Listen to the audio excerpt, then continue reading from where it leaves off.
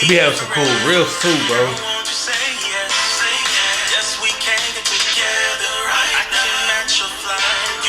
This started out as a voice memo, man. For real? Wow. In my phone garage, man.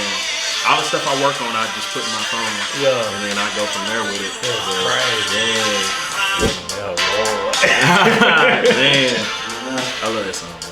Yeah, that's what I really like. I like Frank Curry. Guess what we got in the building? We got Mr. Ryan. Is it Terrell or Terrell? It's Terrell. Terrell. Or Terrell. We got Ryan Terrell in the building. And his artist name, he goes by Rey'n. Yes, sir. Rey'n. It's REY''N. How you doing, bro? I'm good, man. Good. I'm blessed. I'm glad to have you on the Taste That Bag podcast today, man. Yes, sir. Glad to be here. Absolutely. Glad to be here. So, we just got through checking out Dream Girl, and that's one of your singles, right? Mm-hmm. Okay, cool. Yes, sir. So, my latest single. How long you been doing music? Man, so I say like really getting serious about singing at like 16. Started playing guitar a little bit, and then got older, joined the military, kind of at like 18, got away from it a little bit. Yeah. Had kids, and but I'd say I just now started getting really serious back into it, like mid-year last year. Okay. Down there, so okay. I'm still kind of fresh into it. Okay. Yeah. So before I ask you what made you transition last year, what exactly? What? So you're R&B, right? Right. Is R&B? That's the R&B, genre. soul, yeah. That's so okay. Dream Girl sounds popish though. It is, and it's crazy. It's different from my normal, I guess what I gravitate to. But it was a little beat I came up with, man, and kind of had some lyrics to it. And like my thing is I like to listen to and make music that just feels good. You know what I'm saying? Like that's what I always like go to. Like, how does this make me? Does this feel good? Right. And man, when I got that one, it was different out of the box, but I was like, man, this feels real good. Yeah. So I just went with it, and we got Dream Girl. That's what's up, man. That's what's up. So what made you said mid last year? Yeah, I say like mid last year when I really started like, okay, let me get for real. What made you want to start taking it, taking your craft more serious, to where you start really doing it more and more and more and start to publicize what you're doing?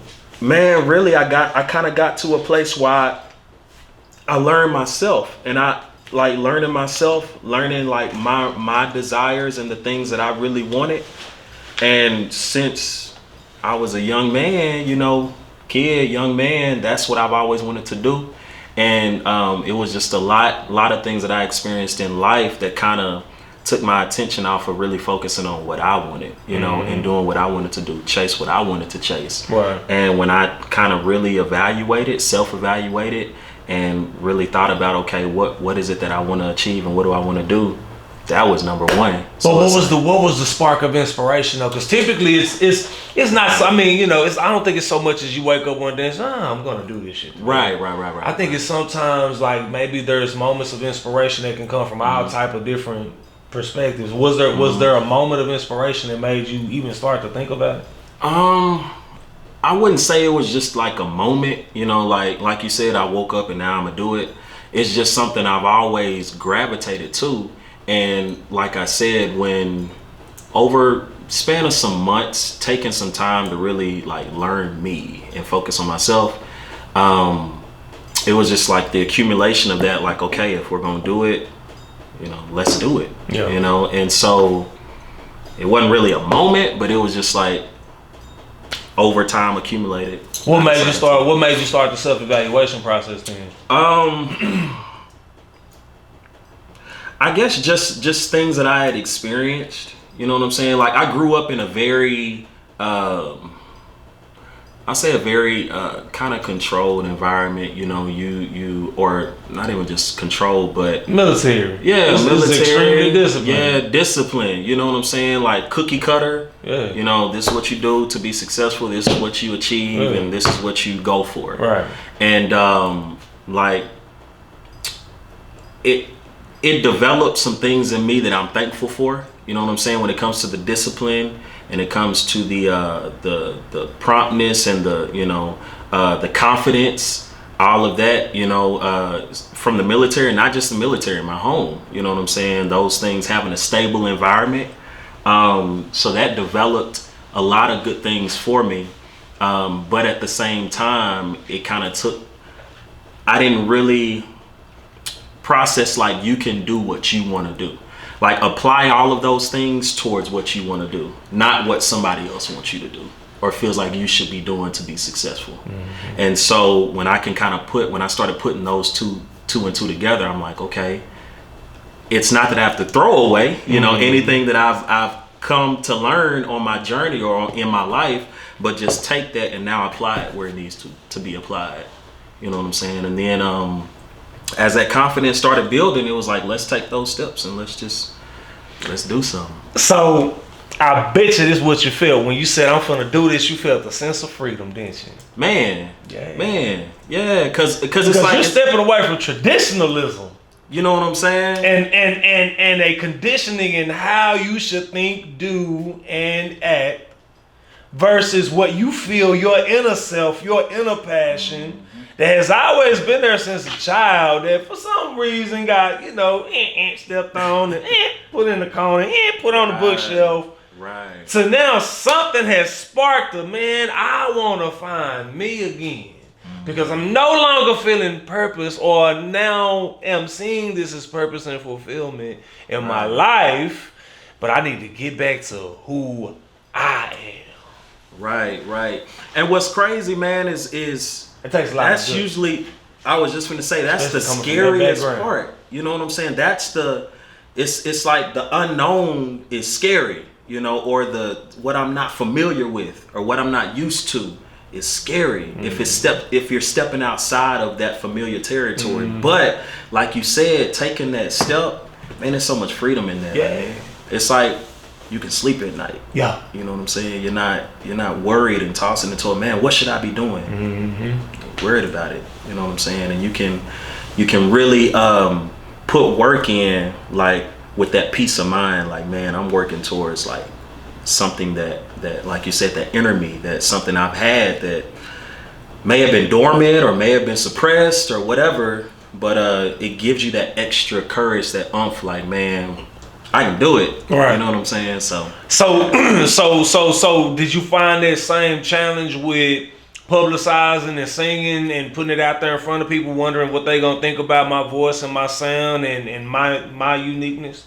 Absolutely. Yeah, like there's a sense, I mean, everybody, I feel like everybody to a degree, you go through a certain point in your life or you just whatever, where you want to be accepted. You know what I'm saying? You want to be accepted and embraced and whatever, especially if you dealt with certain things as a kid, I feel. But yeah, you can always be confident, like, man, I know this sounds good, but how they gonna feel about it? You know what I'm saying? How are they gonna rock with it? Or right. So you have those questions as well. But at the same time, I feel like if you're being genuinely yourself, you know what I'm saying? If you are being honest with yourself and what you're doing, people are gonna have to rock with it eventually. Right. Cause it's purely you. Mm-hmm. You know what I'm saying? It's not a facade. It's not you trying to be somebody else. It's just you're being yourself. And I feel like it's a lot of people who aren't comfortable or have gotten to the place where they can do that. Mm-hmm. You know what I'm saying? So it's not normal. Self-confidence, building up self-confidence.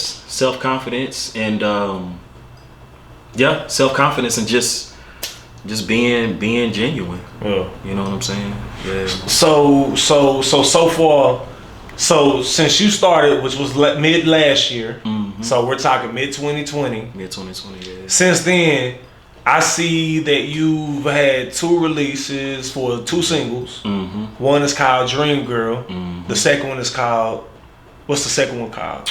Dream Girl. The second one is Dream Girl. Oh, the second one is Dream Girl. Yeah, the first one is Don't Wait. Okay, the first one is mm-hmm. Don't Wait. That was the first song you dropped. That's right. An original piece by you. Yeah. Okay. The second single that you dropped was Dream Girl. Right. And that's an original piece by you as well. Right. Okay, you wrote both of those songs? So I wrote Dream Girl, wrote Don't Wait. My brother Corey McCowan, he produced Don't Wait. Okay. We've been working together. Like, we grew up like knee high, like started out, you know what I'm saying? Been rocking. And so I wrote that, he produced that, and then I wrote Dream Girl, co-produced Dream Girl, and then Orlando Williams, he helped me in production on that as well. So Orlando Williams did the production for Dream Girl. That dude's a beast. He's a beast, man. I done recorded all my recent projects with him. So yeah, he's a beast. Yeah, he's a beast. I tell everybody, man, he'll get you right for sure. Yeah, especially with R&B. Yeah, especially like, man, the way he mixes vocals is amazing. Yeah. So since those two singles, what I've seen is throughout your YouTube channel, what I've seen is a lot of cover songs. Right. So two singles and some covers. So from an online perspective, what is your marketing strategy for what you're doing right now? I'm kind of in a space where, especially starting out, like, I want people to become familiarized with Ryan. You know, who is Ryan? What's his sound? You know, what's his look? Who is this? And so, really releasing music with that intent, like just gaining a fan base, gaining some traction as far as people knowing who I am, before I really like, boom, here's this EP, that EP, you know, this album out, before I do all that. More so just trying to. So you're trying to build the brand. Yeah. Build the brand first before you start to put a lot of content out there. Right. Original content? Original. Okay. Yeah. But you're fine with the covers though. Yeah, I'm cool with that, because I think it's material that people are familiar with. You know what I'm saying? They can sing with, they vibe with. And like I said, I listen to music. I'm a creator. So I enjoy seeing creatives do their thing to whatever degree. You know what I'm saying? And when it comes to music, like I enjoy all types of music. And if I listen to it, I can vibe with it, like it feels good, then I'm like, man, let me go ahead and do it. I know other people are vibing with it as well, so we can vibe together, create that relationship, and then we can go from there. Gotcha. Okay. So let me ask you a question.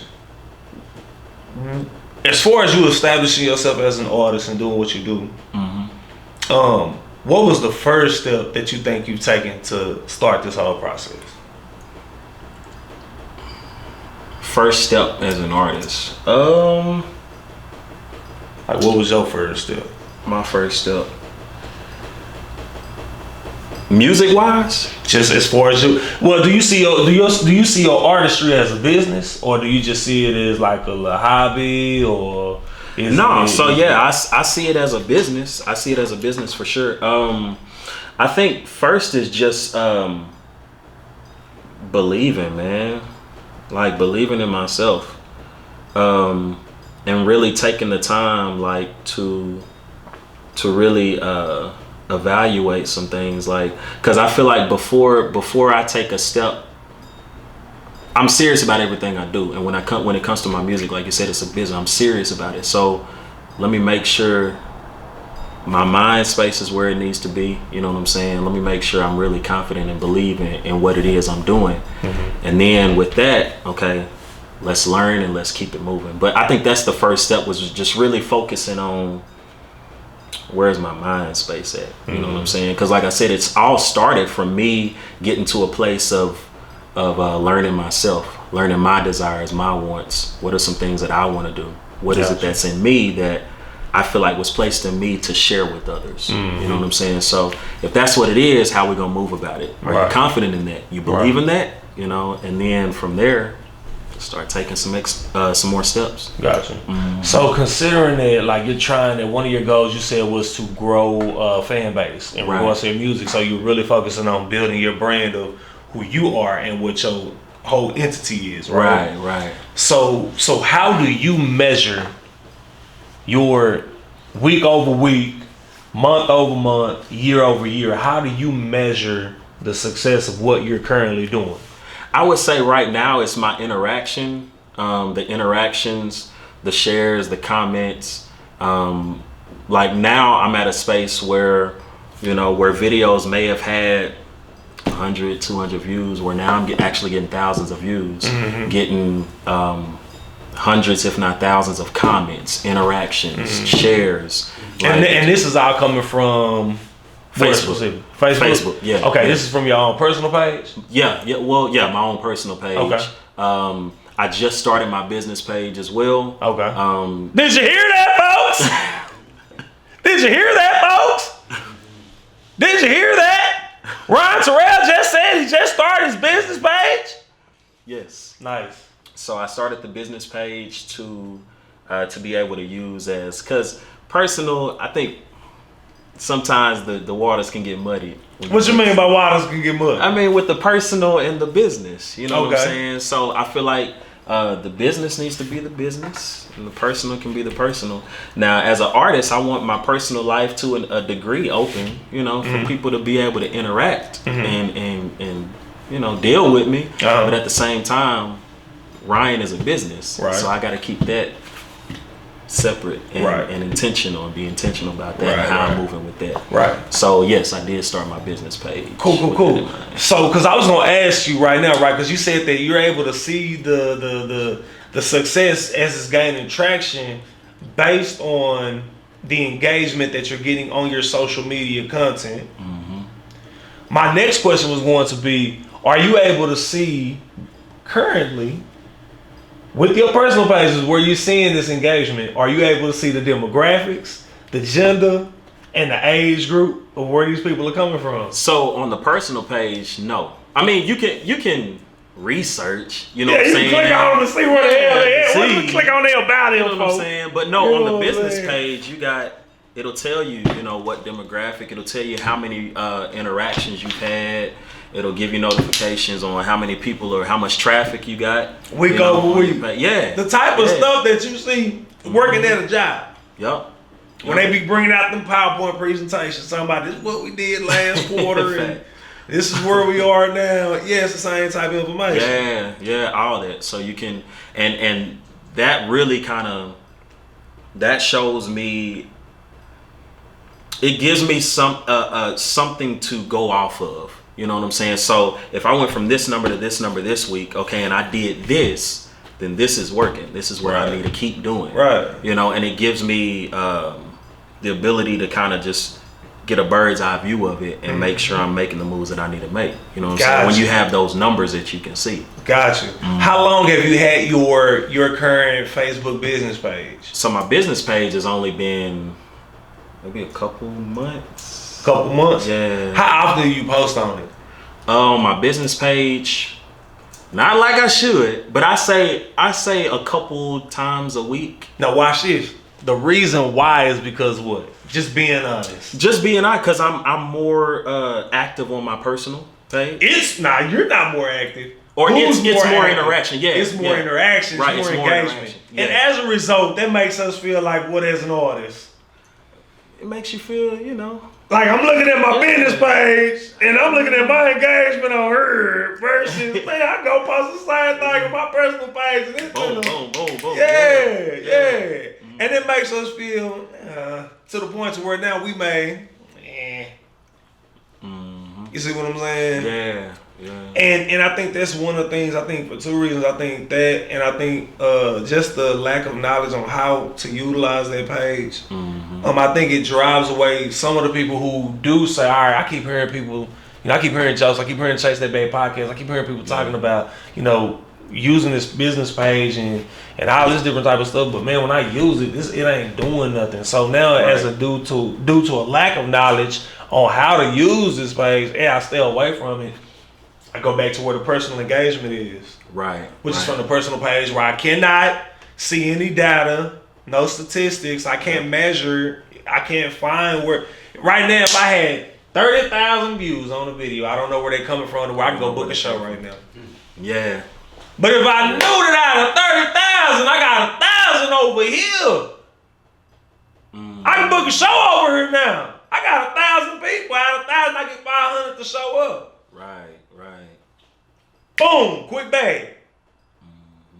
But I don't know that if I'm just using my personal page. So that's why I'm glad that you was able to start that page. Watch this. Did you know that Facebook owns Instagram? Yes. Cool. Which means that when you set up ads on your Facebook business page, it also will run on the Instagram platform. Okay. So you can actually place those ads in the Instagram feed and in the Facebook feed. You can place them if you want to do a story on campaign. You can set up the aspect ratios for the stories and boom, just run a stories on only ad campaign. All of this through your Facebook business page when you get ready to go create a post. Okay. You know what I'm saying? Well, no, not create a post. Create an ad. I mean, your Facebook business page also has a Facebook ads app. Okay. So when you click on it, you're able to see your ads in there, your ad spend, how much you're spending on it and what it's doing and all that type of stuff. Okay. I like it looking at it from the computer, but it's just a quick. Right. So when I wake up in the morning, right, I'm checking email, boom, I'm checking ad, I want to see how I did. Right. You see what I'm saying? Over the course of the next day type stuff. You know what I'm saying? Yeah. So a lot of times people don't know that. And as a result of not knowing it, they stray away from that page and they go back to the personal page. And that personal page ain't gonna get you where you need to get to. Right. Now here's the thing, right? You're coming in as a seasoned artist. And you've only been doing it since mid of last year. You see what I'm saying? So you about almost a whole 12 months into the game. Right. Now, going back to brand, focusing on your brand, right? What is Ryan Terrell's brand? What is my brand? Like, describe your brand for me. Man, I would say, so I want to say it's an experience. So when you listen to me, first of all, it's not just a vibe, but it's something that you're going to gain, whether it's emotionally, intellectually, something that's going to stir your thoughts, but also stir your feelings and emotions. You got a long day. Listen to me. You know what I'm saying? It's going to be something that's going to ease you. It's going to be something that's going to ease your mind, ease your spirit. You know what I'm saying? And leave you feeling better than you did when you came into contact with me. Yeah. So I would say it's something that's going to be, it's going to be sexy. It's going to be nice. You know what I'm saying? It's something for the women to gravitate to. Yeah. But I would say that's really I would say the brand. When I think Ryan, that's what I'm thinking. Got you. Yeah, because typically like the brand is like the image and who you are as a person, your thoughts, your views, your perspectives, all that stuff goes into play when building that brand. Now, one of the things you talked about was making sure that it's genuine. You have some people who their brand is who they are. Right. You have some people who create brands their brand is not them as a person. Right. That's a different person. Right. They may not be like that at home. Cardi B can do a song called WAP and people will think because that's her brand. That's her. That this is her 24/7. That may not necessarily be true. She could be a completely different person when she's not working as Cardi B. Maybe she whatever. What's Cardi B real name? What's her real name? Watch this. Question for Google. Watch it. Cardi B. What is Cardi B's real name? Cardi B's full name is Belcalis Marlanes Almanzar. Hey, Belcalis Marlanes Almanzar. She probably like, why you using my government right there? Hey, look. Understand that Cardi B is only Cardi B when it's time to be Cardi B. Yes, sir. Some of that may be her personality at the same time, but Collins, ooh, she gonna kill me for getting her name wrong. Belcalis Marlanes Almanzar is completely different when she ain't Cardi B. You may still get some of Cardi B off in Belcalis Marlanes Almanzar, but she's completely different. So, you got situations like that too, right? Right. So definitely want to understand, like, when we talk about Ryan Terrell, what do you know Ryan Terrell for? So right now, if I was to ask any average person that's familiar with Ryan Terrell, I was like, man, what do you know Ryan Terrell for other than singing? You know what I'm saying? Like, what other value is he adding to what he's doing? I'll tell you what I see. What you Like say? I see a lot of apart from the music, I just see you a lot of being a person that provokes thought. You know what I'm saying? Encourages, and rather than discourage, more so provoke thought. Right. You see what I'm saying? Like someone that's on a different vibe. You know what I'm saying? A very mature vibe, intellectual. On a whole different vibration. Real earthy. Soulful. That's my sign, actually. What? But Earth sign. Ooh. But The gift is working right now. Come on, Gift. I'm with you though, man. Cause like my thing is, I think what they say, people perish for lack of knowledge. Like, I feel like when you know better, you do better. You know what I'm saying? And it's enough out there that's bashing or that's steering you away from being your genuine self, or not really showing you how valuable you really are, or the gifts and talents that you really have, that you feel like, I should stay away from that because that's just not gonna be what it is. People ain't gonna accept that. You know, like, be confident in who you are. Right. You know what I'm saying? And as you're confident in who you are, then we really get to see the real you, and we can enjoy each other in that. You know what I'm saying? Like, and I feel like there's just a certain level of happiness and contentment that comes when you're just being yourself, man. You're just being yourself. So if I can help people get to that place, you know what I'm saying? Like, just be confident in that. Like, I accept you for everything you bring in, the good and the bad. Like, I understand it balances. So I'm not gonna judge you or push anything negative towards you. I want to pull out shine light on the positive things, so you can really be confident and understand who you really are. Right.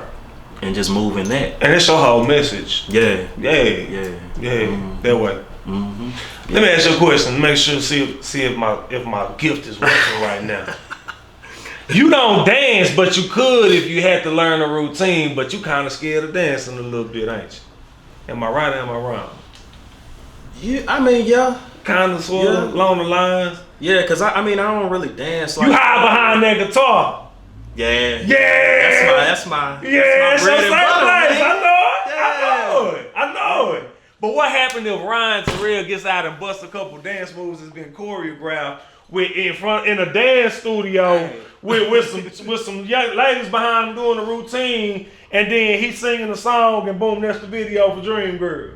And you even bust out a couple routine moves. I do it. Like I told you, I already got like a visual in mind that I want to do for it. Yeah. And that's the vibe for the song. Yeah. Like, it's a dance track, you know what I'm saying? So I wanted, like, that's what I already was thinking for that song, like doing something choreographed. Yeah. And even if it ain't just dancing, like, I ain't finna just be sitting still singing in the camera. You know what I'm saying? Like, you might have a mic to play with, a microphone. All right, Rey'n music. This time I'm not gonna put an apostrophe. I'm just gonna type in REYN music. Still no company found. Yeah, that's what I typed. Oh, so we actually may have a dilemma here, right? What that means is that we could actually register our business, Rey'n Music, and you could actually force who has ReyNMusic.com right now out of business with ReyNMusic.com right now. Because just they would be, I have the business because name. you got the business name, and they're doing business or have a website established in your name. Business name. You see what I'm saying? So this is just kind of like some of the things that we do when we search. And so basically, what I would recommend is, right, boom, you go ahead and you don't. I mean, this is something you could do. You don't have to. You could, but at the same time, what you could do is you could also find a different name. Not changing it up, but maybe you spell music different. So I don't know. Or maybe it's just Rey'n.com. Whatever the case may be, right? But what you do is you go and you establish that business. You get your EIN number, which you get on IRS.gov website, which is just your employee. It's your social for your business. Now you can go open up a bank account. So that way you got a record of this gas that you spent today. And if you did it under your personal account, you can still, use that. You can still get that counted if you was to start your business in that same year, right? Okay. But if you did a cash withdrawal and you just paid cash, then you get a receipt. But I always like to just make sure I use my card. So that way I ain't gotta worry about trying to find receipts and stuff. It's on my bank statement. Right. You see what I'm saying? But doing that will ensure that you're able to open up a business account. You can track what you spend, and you can also keep all this stuff for your deductions to write off. Do you work a job? Mm-hmm. So cool. So basically, let's say, and I ain't saying this how much he make, y'all. So don't be trying to say this. I'm just doing this for simple math. So your job, you make $100,000. After they little taxes come out, when you get ready to file your taxes, you say, hey, I made $90,000 for the year. Well, because you got your business account over here tracking your food today, tracking your gas today, if you went and bought an outfit for a performance, if you paid for a performance, if you paid for some marketing online this week for your page, whatever you spending money on for your cell phone bill, you had all of it for the whole year. Whole year. So over the year, I was going to spend $30,000 anyway. I didn't realize that's how much I spent. I was going to spend that anyway. That $30,000 is subtracted from that 90. You just lowered your overall taxable income to now $60,000. So now, I may be able to get a little something back off my business now. Because I ain't make no money. Maybe I made $500 to $1,000 for the year. That's it. I ain't make no money. I spent 30 grand though. You see what I'm saying? Yeah. Now, when tax season come around, you get that money back from your business. What you gonna do with that? Reinvest. Reinvest it right back into the business. Yeah. You see what I'm saying? If you pay for some self-education courses on, we talked about in one interview, self-education being 75% of what we do, right? Right. That's money the money that you spend on starting a business. I'm talking about the filing fee. That's a write-off. All of that. You operate as a business. Now you can show investors, or you can, when it comes to getting funding for your business and leveraging your personal credit, leveraging your business credit, all these different things, leveraging your liquid. Whatever you're doing at that particular point, right? You're able now to show that. So now you can get more funding to dump back into the business. Right. But definitely like starting a business for your brand, and then you can do one or two things. You can always do self-education, or you can pay somebody else to do it for you, right? Meaning, I may self-educate myself on how to do marketing ads. Meaning, I watch a ton of videos to learn this information. I may go to another marketing agency. Shout out to Rich from Anywhere marketing agency. I went and paid for a course with them. Invested $500 into me being able to learn this information. Well, a lot of what I discovered, really, I had already learned everything that he was going to tell me anyway. But him and his firm had already did the proper research on what's going to work for this particular type of business. Me specifically was music and rap. So now I don't have to spend all of the time where it may take me another year or two to learn all of this information. I don't have to spend that 2 years now. I paid $500 for it. It was a part of my self-education. So now I just upload my template when I run my ads for my music. You see what I'm saying? Yeah, it saves you time, son. It saves you time. But some people don't have money. They have more time than they have money. So you definitely invest your time. That's what you got more of. Yeah. You see what I'm saying? Yeah. It's whatever you got, making sure you're a good steward of what it is that you have. Right. So being able to have your business, being able to come up with marketing plans, right? Marketing plans meaning I'm a market on Instagram, and I'm a market on Facebook, and I'm a market on my YouTube. I'm gonna do ads for all three of them sites. I'm just using those for an example. So now what I'm gonna do is I'm gonna constantly create content. Content meaning me doing a cover live, me just playing the guitar live, or me talking about something that happened that day and my perspective on it. And what do y'all think? You know what I'm saying? You might just be, it might just be a video like you might just have your phone out with Dream Girl or Don't Wait playing in the background. You just doing something to it or whatever. You know what I'm saying? All of this content. It's all content. So now you just marketing different pieces of content. Now, brand awareness, right? What do I want people to know about me? The things that's passionate about me. My message, what it is that I enjoy doing, and picture a meal. This is who I am. I'm just running marketing ads on it now. It's floating around. Wherever I'm marketing, whatever my location is, I'm marketing. Through my business pages, I'm just marketing it online. Different cities, states, wherever I feel or wherever. If I invest into some marketing information and this is what they got for my specific genre, I'm finna go with that. It's gonna put me, because it's all about getting in front of the right fan base. Right. You can be the worst at what you do, but if you put that person right at the front of people, in front of the right people, it'll make a difference in what you doing as talented as you are right now on your personal page. Because it's about finding that fan base. Right? But boom, you find your fan base, right? You running these ads online and you're getting information back in return from them so you can track them as well. Such as like a landing page for like your music where you may have a Facebook pixel on there or getting emails from email lists. You see what I'm saying? Or shout out to Ryan Leslie who took it a whole step further. He said, man, I'm gonna get your cell phone number. Yeah. I love Ryan Leslie. You know what I'm saying? Have you heard his story? Have you heard how he did what he did? Somewhat. How he monetized with his whole fan base? I saw I think it was a lecture he was giving at some school where he was kind of elaborating on it a little bit, but I'm not like just super educated on how he did it. Check out Ryan Leslie. Put the story in a nutshell. What he did was he looked at how many people he had on Twitter, right?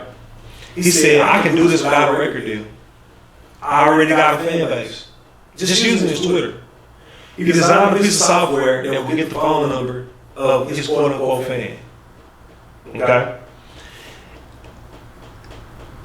That's what I'm looking for. Law of average. If I have X amount of people, I'm at least trying to get X amount of people out of this X amount of people. Right?